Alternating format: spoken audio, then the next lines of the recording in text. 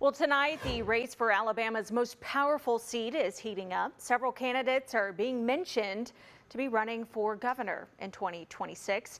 Parties have different opinions about that race and how it's shaping up. State Capitol reporter Ryan Hall has the story from Montgomery.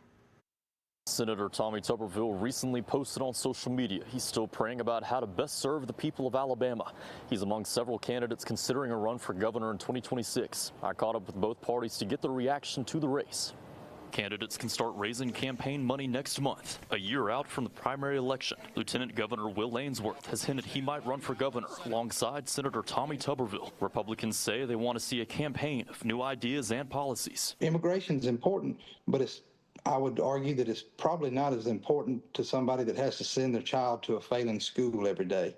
So we need to confront these issues head on. Of course, there's some interesting names that have been rumored, so each of them have kind of some backgrounds that could just make for an interesting race for sure. Democrats say those backgrounds could sway some voters. And I see that these regressive policies under the Trump administration is probably going to be a blessing in disguise.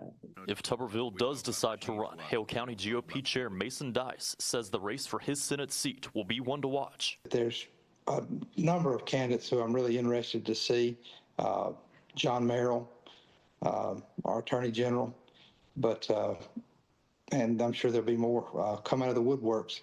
Any of Alabama's U.S. representatives could also come out of the woodwork for that seat. When it comes to Democratic candidates, former U.S. Senator Doug Jones hasn't ruled out a run. There's so much that I think is adversely affecting Alabama and the people in this state. I'm going to stay in the fight one way or another. I'm going to stay in the fight. And where that will take me right now, I'm just not sure.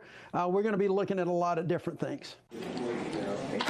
Until then, Jones says the ideal Democratic candidate reaches everyday Alabamians. But they're going to go into the more rural areas where farmers are struggling, where veterans are struggling. Those are the kind of candidates I think that can be authentic. Other offices up for grabs include Attorney General, Secretary of State, and Lieutenant Governor.